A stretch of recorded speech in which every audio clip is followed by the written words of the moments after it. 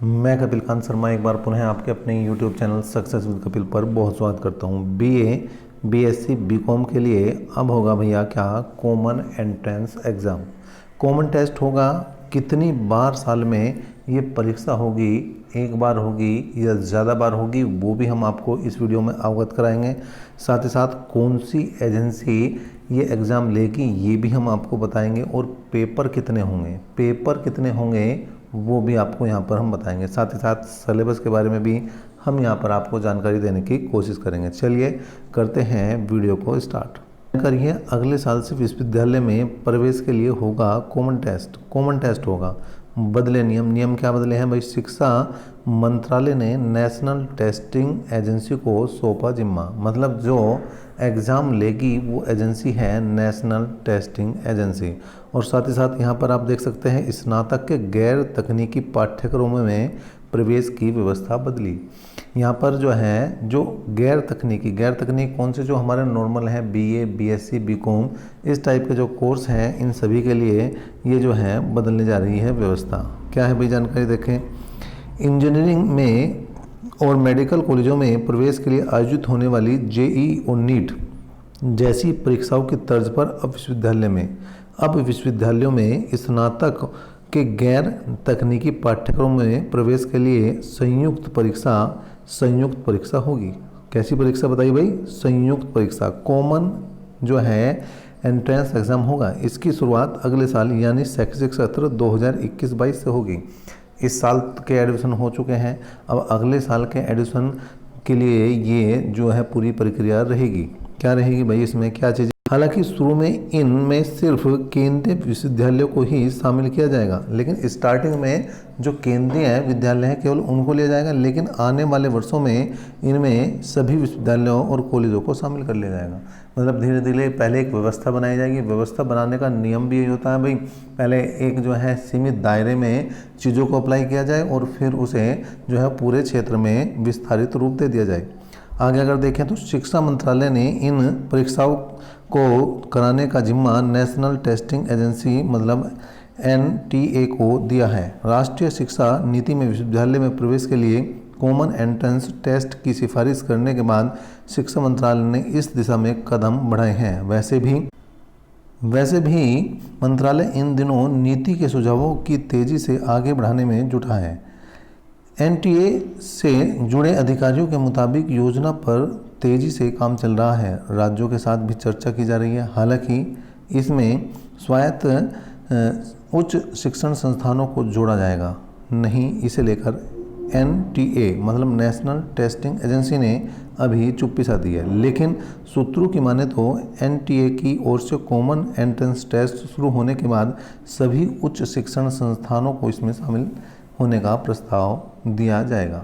मतलब जितने भी यहाँ पर उच्च शिक्षण संस्थान हैं, जितनी भी यूनिवर्सिटी हैं, इन सभी को इसके अंदर धीरे धीरे करके लेकर आया जाएगा।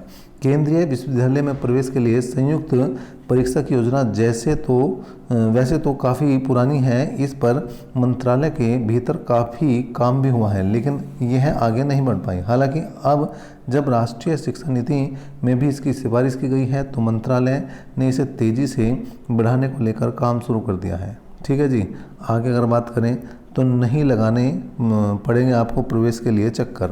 मतलब अगर आप BA, BCom, BSc में जो है एडमिशन लेना चाहते हैं तो आने वाले समय में आपको कॉलेजों के चक्कर नहीं लगाने पड़ेंगे। इसका सबसे बड़ा फ़ायदा किसको जा रहा है? छात्रों को जा रहा है। इसका सबसे बड़ा फ़ायदा किसको जा रहा है भैया? छात्रों को जा रहा है। और साथ ही साथ अभिभावकों को भी इसका फ़ायदा होगा। देखिए क्या है, इसका सबसे ज़्यादा जो फ़ायदा वो अभिभावकों और छात्रों को मिलेगा, जिन्हें अभी स्नातक में प्रवेश के लिए कई विश्वविद्यालयों में आवेदन करना होता है। इससे उन पर आर्थिक बोझ पड़ता है। मतलब आपको अगर एडमिशन लेना है और आपके नंबर कहीं मीडियम दर्जे के हैं तो आपको कई विश्वविद्यालयों में आपको क्या है, रजिस्ट्रेशन कराना होता है। जब रजिस्ट्रेशन कराओगे भैया, वहाँ का फॉर्म भी लोगे और जो इसकी प्रक्रिया है फीस वगैरह की वो भी आपको जमा करनी पड़ेगी। इस तरह से आपका समय भी ज़्यादा जाया होगा और साथ ही साथ आपका पैसा भी ज़्यादा लगेगा। वहीं एक विश्वविद्यालय से दूसरे विश्वविद्यालय में प्रवेश के लिए चक्कर लगाने पड़ते हैं। मतलब ये भी है भाई, जैसी मेरिट लगी, फर्स्ट मेरिट लगी, सेकंड मेरिट लगी, थर्ड मेरिट लगी, तो उसे देखने भी जाते हैं आप। ठीक है जी।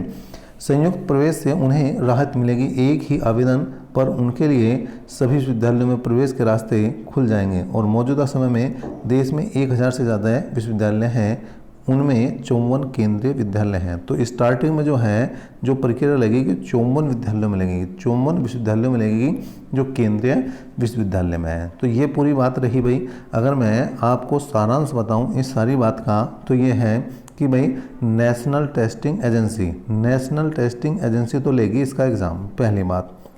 दूसरी बात, स्टार्टिंग में 54 केंद्रीय जो विश्वविद्यालय हैं इन पर ये काम चलेगा, मतलब इन पर ये परीक्षा होगी, इन पर एक ट्रायल तरीके से होगा। और उसके बाद जितने भी हमारी यूनिवर्सिटी हैं, टोटल यूनिवर्सिटी यहाँ पर 1000 से प्लस हैं, तो 1000 प्लस यूनिवर्सिटियों के लिए सबके लिए एक ही एग्ज़ाम होने जा रहा है आने वाले समय में। ये बात हो चुकी है। अब बात ये कर लेते हैं कि ये एग्ज़ाम जो है साल में कितनी बार होगा। साल में 2 बार हो सकती है प्रवेश परीक्षा, बिल्कुल स्पष्ट लिखा है कि साल में 2 बार हो सकती है। कब कब होगी वो भी देख लेते हैं भाई।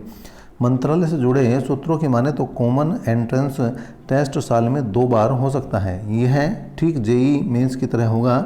इसमें पहली परीक्षा जनवरी या फरवरी में, देखिए स्पष्ट लिखा है यहाँ पर इन्होंने कब हो सकती है इसकी पहली परीक्षा, जनवरी या फरवरी में हो सकती है, जबकि दूसरी परीक्षा अप्रैल और मई में हो सकती है। मतलब पहली होगी जनवरी और फरवरी के महीने में, तो दूसरी होगी आपकी अप्रैल और मई के महीने में। ठीक है जी। आगे बढ़ें तो इसमें जिस परीक्षा में सबसे ज़्यादा स्कोर होंगे उसके आधार पर मेरिट बनेगी। अच्छा, ये 2 मौके मिल गए आपको। अब मौके मिल रहे हैं 2, कैसे भैया? अगर जनवरी फरवरी वाले में आपका रह जाता है स्कोर कम, तो आपको अप्रैल और मई की जो परीक्षा होनी है उसमें थोड़ा सा ज़्यादा जोर लगा के पढ़ना पड़ेगा। और जैसे ही आपके नंबर ज़्यादा आ जाएंगे आपका एडमिशन निश्चित, ये मान के चलें आप। और साथ ही साथ उनके आधार पर ही मेरिट बनेगी। फिलहाल प्रवेश परीक्षा की रूपरेखा तैयार करने में काम चल रहा है। इसमें एक सामान्य परीक्षा के साथ विषयवार यानी कला, विज्ञान, वाणिज्य जैसे विषयों के लिए अलग से टेस्ट भी होगा। मतलब एक तो होगा आपका सामान्य पेपर। कैसा पेपर होगा? सामान्य। जर्नल पेपर सभी स्टूडेंट्स का एक हो जाएगा। उसके बाद अगर आप बीए में जा रहे हैं तो कला वर्ग से संबंधित जो विषय हैं उनसे संबंधित एक पेपर बनाया जाएगा। अगर आप बीएससी में जा रहे हैं तो विज्ञान का पेपर आपका होगा, साइंस का पेपर होगा आपका। और अगर आप कॉमर्स से मतलब बीकॉम करना चाहते हैं तो वाणिज्य का एक अलग से पेपर होगा। 3 पेपर ये भी आपके रहेंगे और इन के आधार पर ही आपका क्या होगा भैया, एडमिशन की रूपरेखा तैयार हो जाएगी। तो ये बहुत अच्छी बात है कि आपको आने वाले समय में चक्कर विश्वविद्यालयों के कम लगाने पड़ेंगे, पैसा भी आपका कम जाया होगा, समय भी आपका कम जाया होगा और धक्के भी आपको कम खाने पड़ेंगे। तो अगर ये सही तरह से काम चलता है और सही तरह से सारी चीज़ें होती है तो बहुत ही अच्छा रहेगा। चलिए, अभी तक यही जानकारी निकल कर आई है। जैसे ही कोई नई अपडेट मिलती है तुरंत आपको अवगत कराया जाएगा। अभी तक के लिए इतना ही। नेक्स्ट अपडेट तक के लिए धन्यवाद।